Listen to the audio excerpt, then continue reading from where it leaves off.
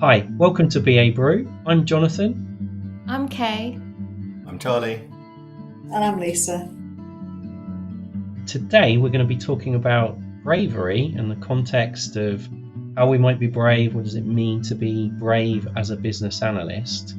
And we've got some very special guests. I'm really delighted that Kay's joining us again. And for the first time, Charlie Payne is joining us, which is absolutely awesome. And as it's the end of season special, we've got four of us. And Lisa's here as well. So it's kind of it's a big brew today. And we hope that you enjoy listening in and watching. So I'm going to start off with a question. And Kay, it's coming your way.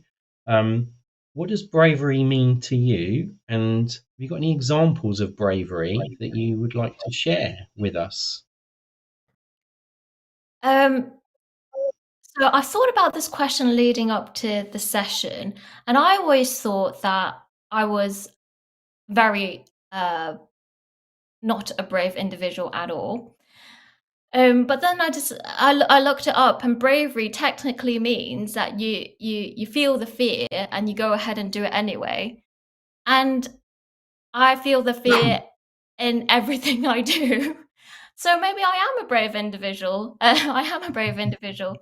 Um, I thought it was really interesting to talk about like the psychology and bit of the neuroscience behind bravery.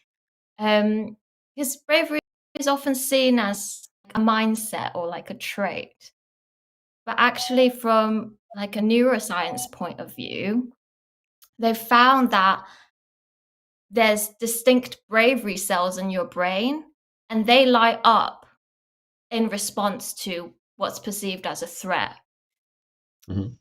This cluster of cells is next to the cluster of cells that kind of make you freeze when you're facing a threat. So what it means is that when you have like a situation, it could either light up the bravery cells or the cells that make you freeze and panic, and then that Mm-hmm. then stimulates the subsequent responses. But it means that we can actually train our brain cells because there's this physiological aspect to it, and we could talk Mm-hmm. about that a bit later. Wow, great insights. Mm. There was a second part to my question, and it was, have you got any examples of bravery that you'd like to share, either from a personal or from a BA context? Any bravery examples, Kay? I'll start from a personal context because I did say Yeah. I'm fearful every single day. That makes it sound really bad. But what it is outside of work, I've taken up to martial arts and I've been training for the Mhm. past 2.5 years. So it's a mix of Krav Maga and kickboxing. And I'm the least athletic person you'll ever meet. So every single day when I do training, I'm absolutely petrified. um, so it's a daily workout for me in my brain as well as physiologically to overcome that fear of going through the training. So I just thought I'd share something Wow. like personal as to why I feel the fear every Wow. single day. It is amazing though that those everyday things you might need bravery for, and it could be that someone feels brave just getting up and getting out of the house, or turning on their camera for the first time with a set of stakeholders on a video conference. That might be bravery for one person in one context. So, um, and I'd love to talk about martial arts more with you, Kay, because last time we talked about martial arts, I think you were practicing breaking my arm, and I practiced Yes, doing of course. side kick on you or something. So, but we're not going to do that today. So, when we didn't, just for audience member, we didn't actually hurt each other. We were just pretending, right? No bears were harmed. No BAs were harmed in the making of this video. Absolutely. Right, Charlie, same question to you. What does bravery mean to you? Yes, great question. For me, it is echoing what Kay said. It's a kind of it's you're acting out that which I think you believe you have to because you've got conviction, and part of that conviction comes, I think, from a deep value set, whatever context is. I feel I have to act even if I don't feel like I want to act because of the fear is in there, but acting is the right thing to do. Yep. And it's scary, right? It's uncomfortable, but you kind of feel that you're kind of being true to yourself at the same time, right? It's that looking back. It's not wanting to look back and with regret, saying I wish I had done that differently.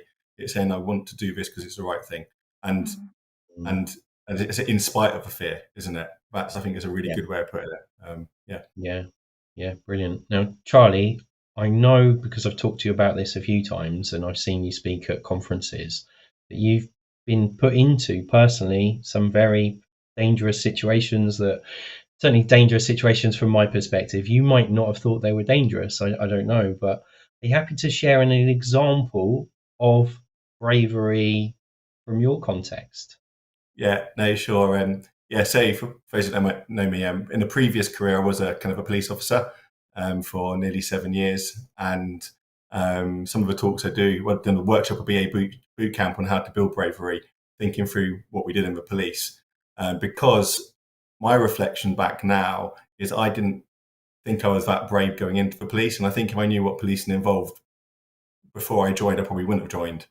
And, I think in the very early days of being, first going out on your first patrols, in fact, one story of, we're sent with you, you have a tutor, you go out with a tutor for the first 6 months to sign you off, make sure you got certain competencies. And we were to go to a domestic where the suspect was still on site. So we've arrived, it's late at night, and I've got to take the lead, right? The tutor's there as a backup. And we come across this big guy. He'd had a fair bit to drink, just standing outside the property, and he's clearly, matched the description. And the evidence suggested the chap needed to come down to the police station and arrest him. And at this point, I'm like completely frozen. Like, what do I do? I just stood there, like, all right, are you? Yeah. And I'm saying, like, my tutor's looking at me. Like, what are you gonna do?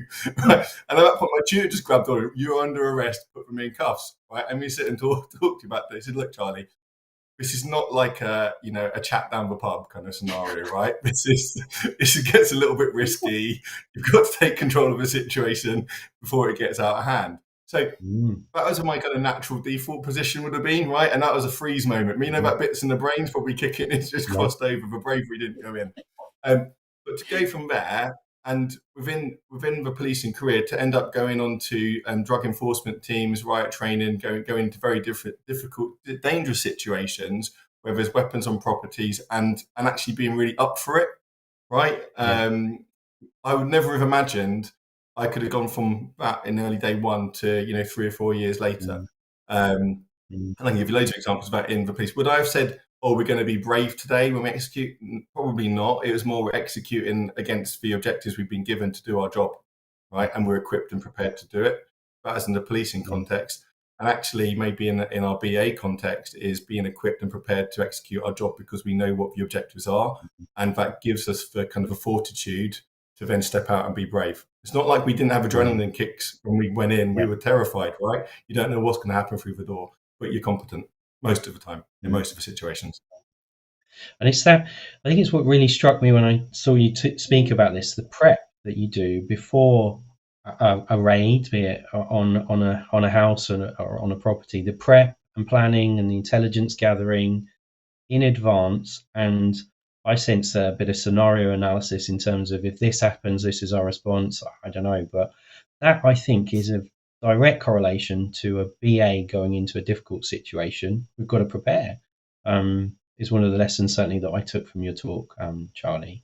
Right, I'm going to go to Lisa. Lisa, what does bravery mean to you? And have you got an example that you'd be happy to share with us?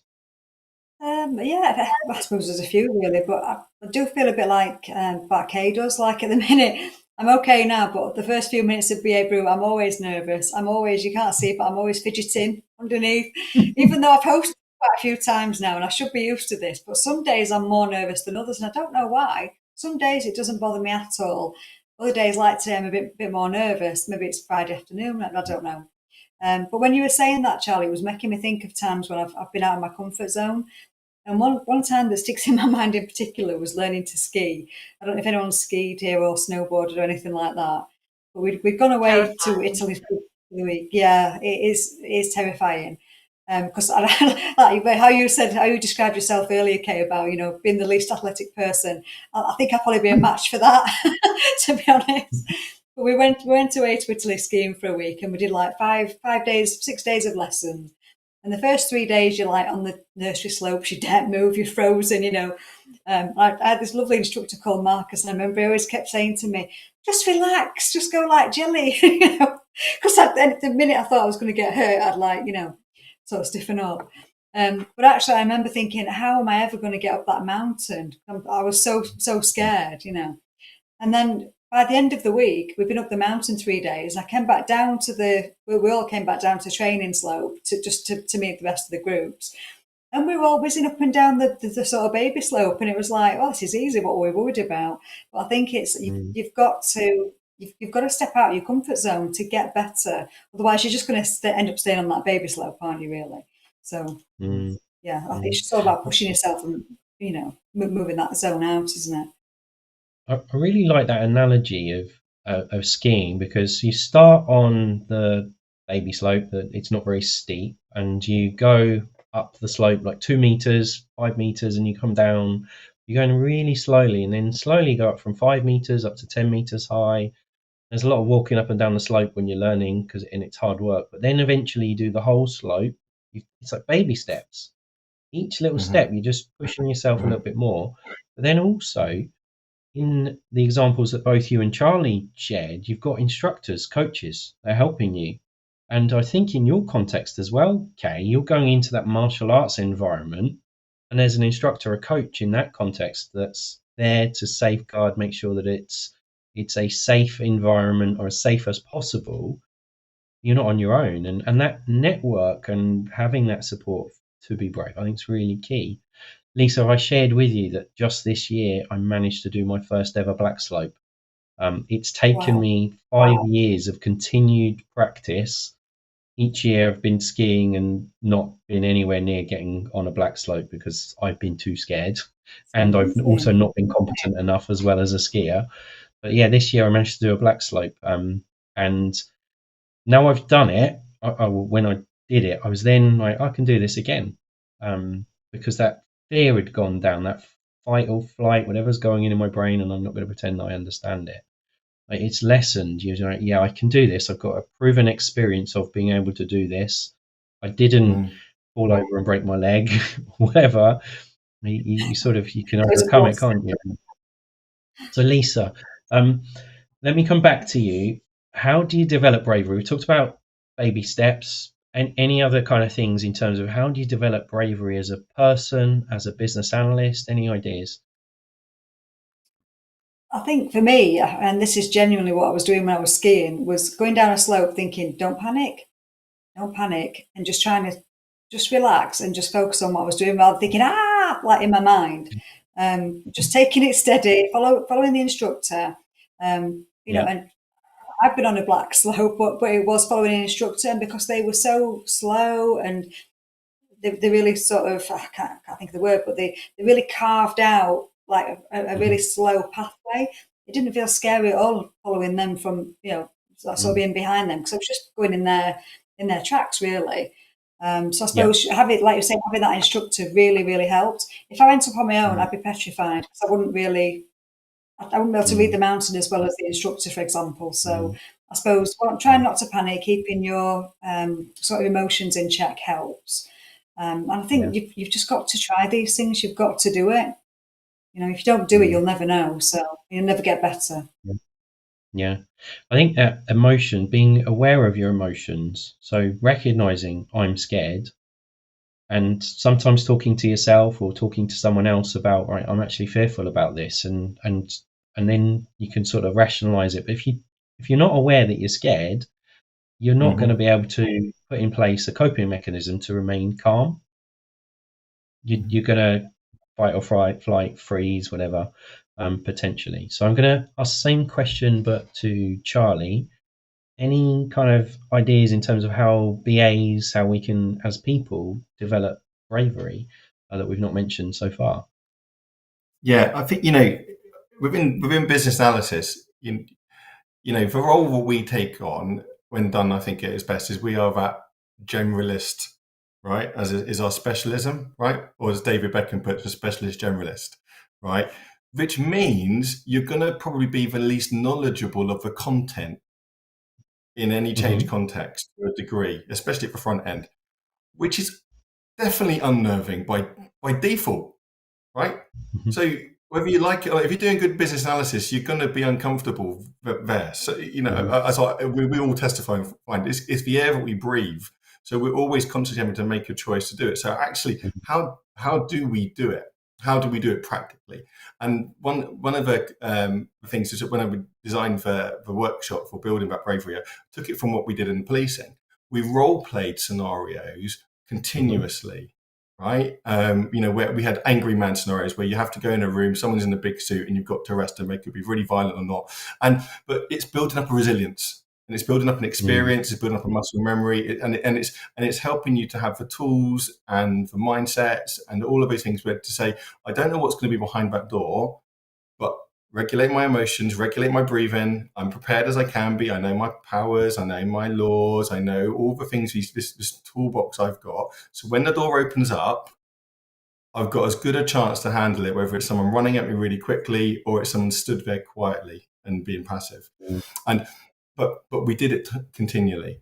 And I suppose what I'm saying into our context, if as a BA, if you're part of a community of practice, or you need to be talking through the scenarios. You need to be kind of like and stepping into the experiences with the support of a lead BA, a senior BA who can coach and share, and that's how you accelerate that learning. It is so much by doing, right?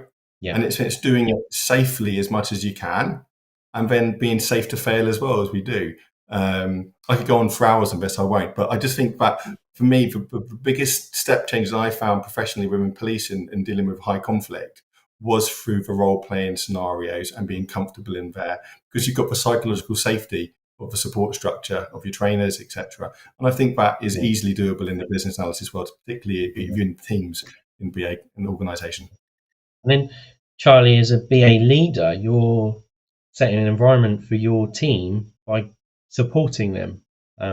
So that's kind of part of it as well. Like you as a leader and all of us as leaders, making sure that we're helping our teams to feel safe and to practice and think about the scenarios as well. But it's one of the most important things as a lead BA or a BA manager or senior BA is understanding that you are there because you've done some laps, there's some experience you've got, but there's those before you that have not got, and it's the privilege to support them. But for those who are just stepping out of kind of doing BA work with and taking on more leadership responsibility in any kind of career, you find that first pass is when you work with the more junior ones, you can do it quicker and faster, right? And you get the temptation to be frustrated with it. Actually, you just say, no. It's a game's changed now. It's not about doing it quicker or faster. It's enabling others to be able to do it for themselves, right? And that's the privilege of the role. And it's thinking,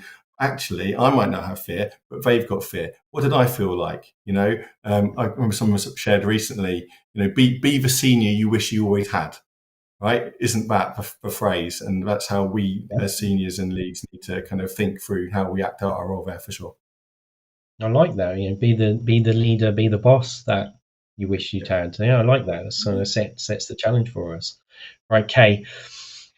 I was distracted into Charlie's answer then, but I think the same question to you, and it's kind of how do you develop bravery? And if I've got that question wrong, I've just been distracted by Charlie and Lisa's.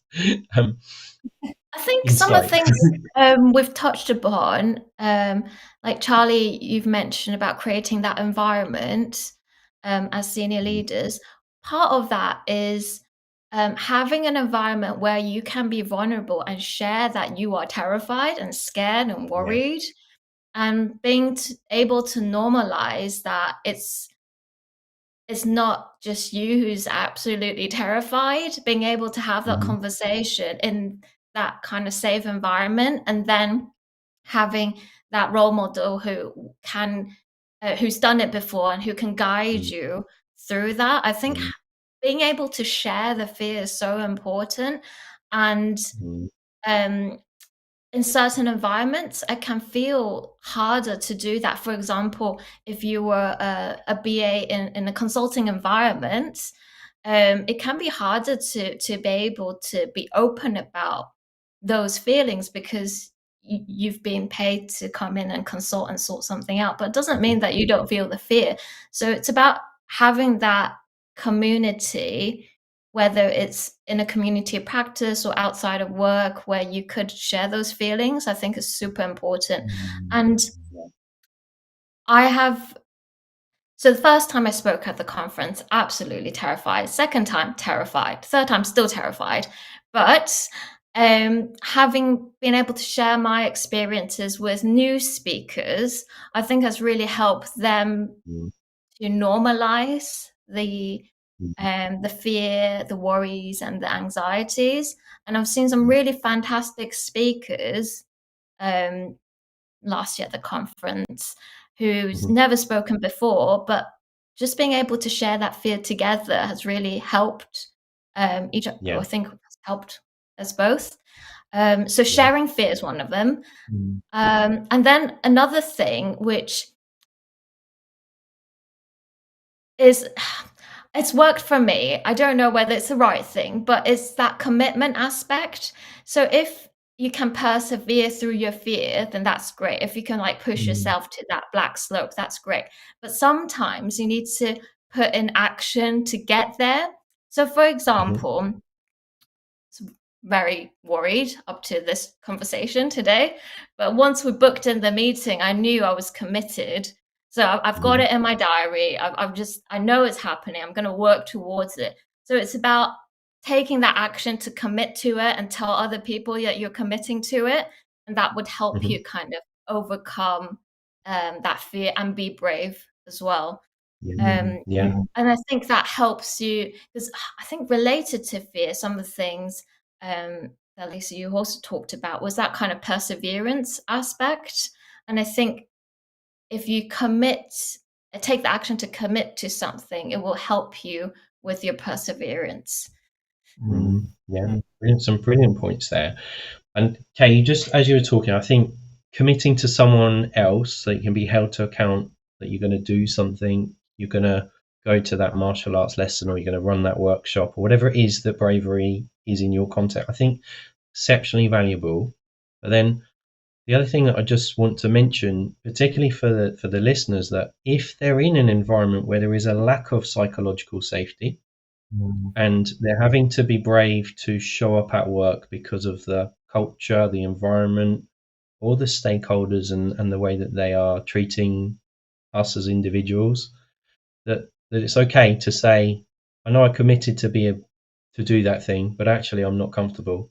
And that's an act of bravery to say, no, it's not acceptable. If there is difficult situations, difficult behaviors that if you've not supported, you don't have that mentor or coach, I think it's brave to say, no, actually, this isn't in alignment with my personal values. And it's going back to the point that Charlie made right at the start around, it's about your values, about what is right.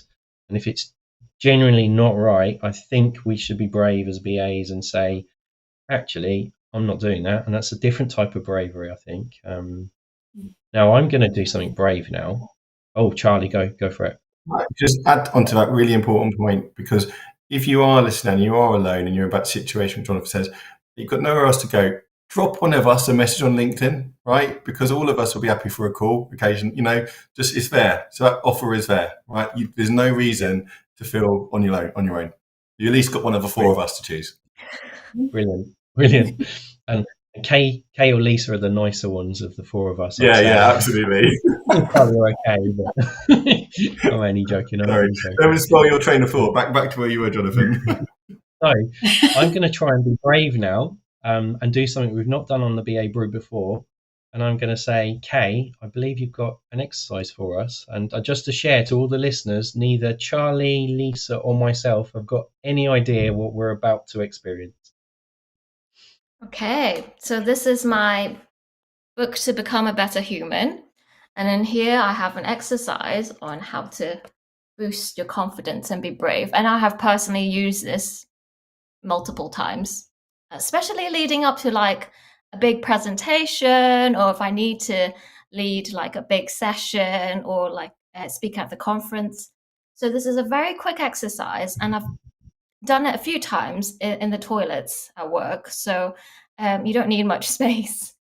So it's a quick 2-minute exercise, and we're going to do it in silence, but I'll talk you through it.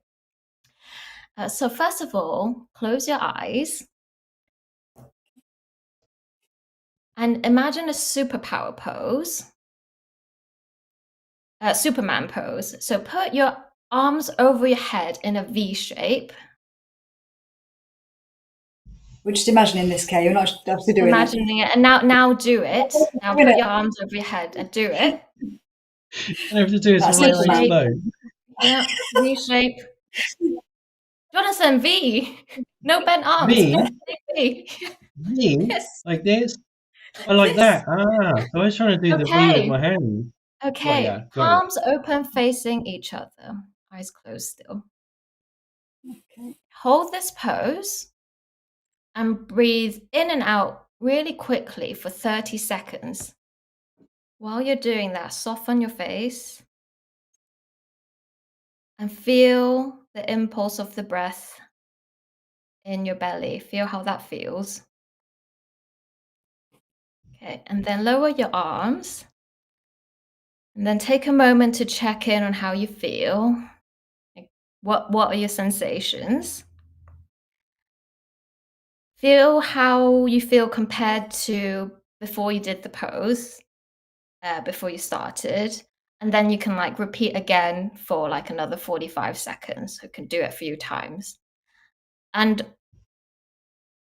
often the change in posture and the mindfulness in terms of checking in your breathing and your bodily sensations can just keep a check of kind of cause that anxiety and worry if you have something that's really stressing out leading to a big event.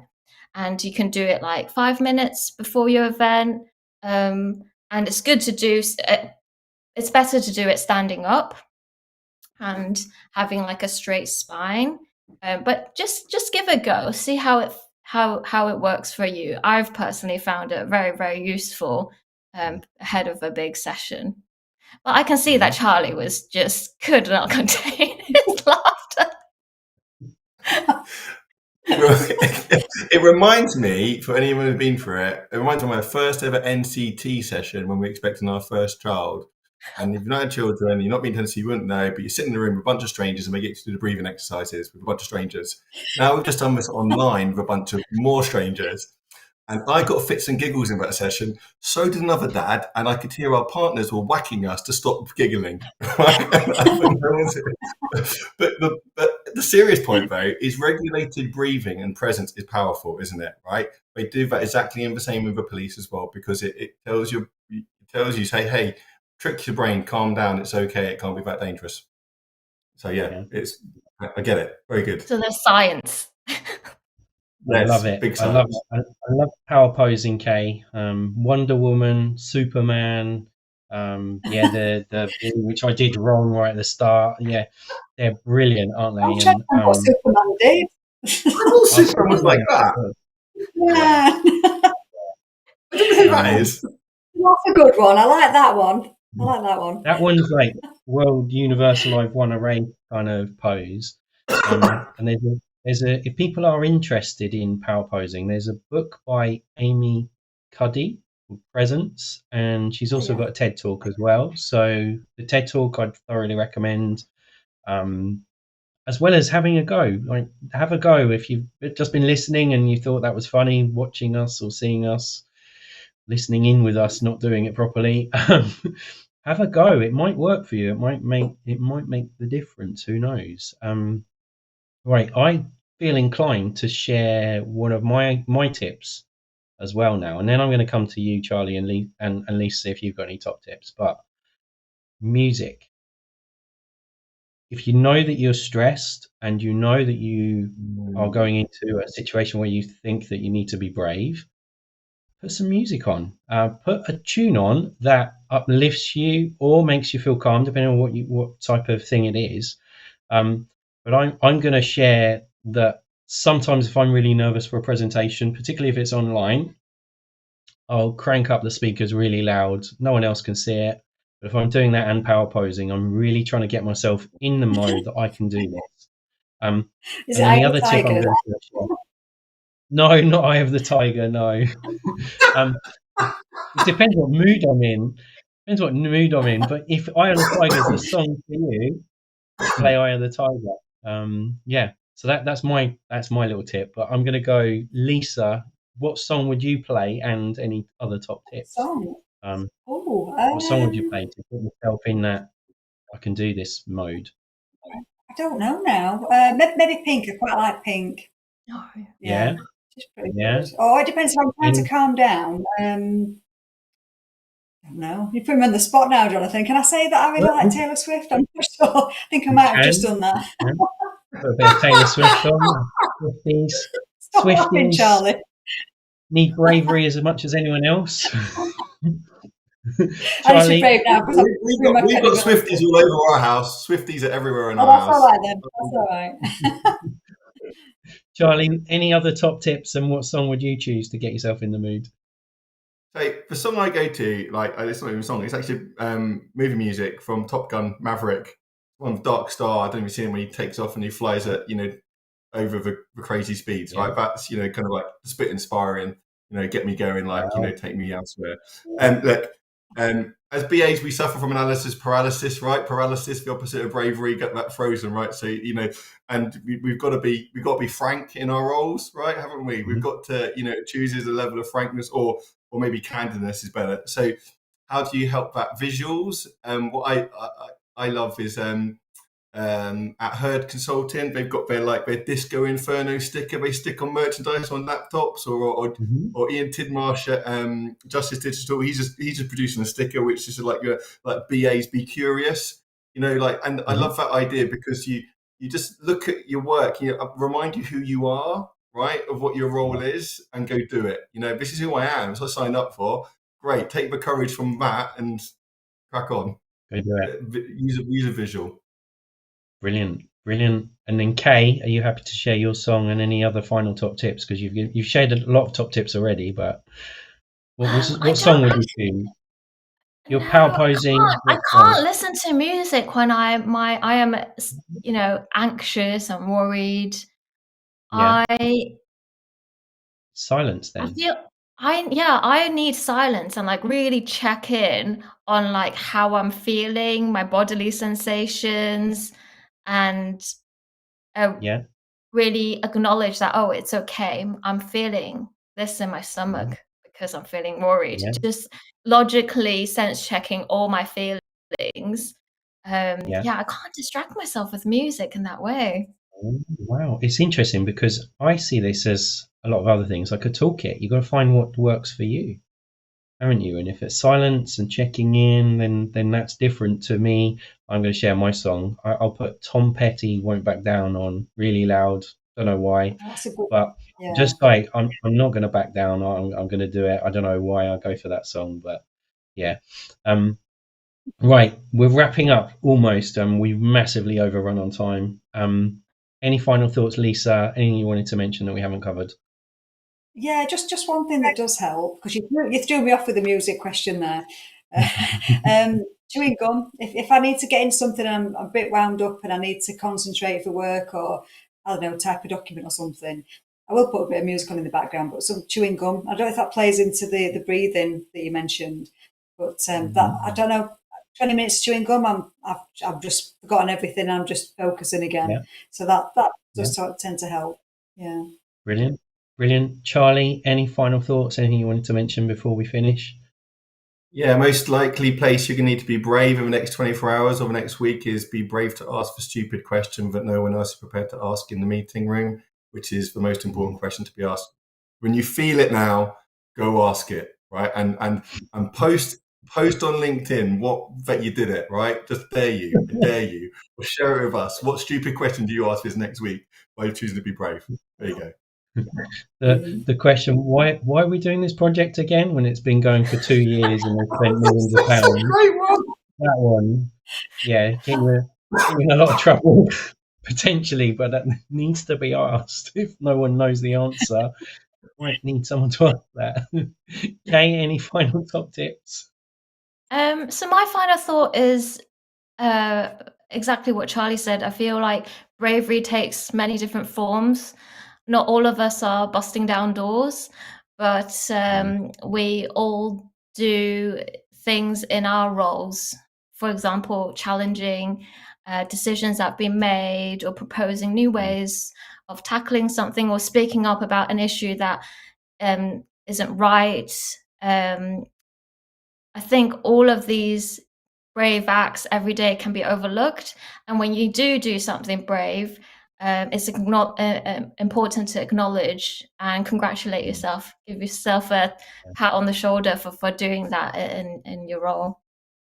Yeah, and talking kindly to yourself in your own head as well. You know, recognize when you've been brave and be kind to yourself with your own words. I think really key.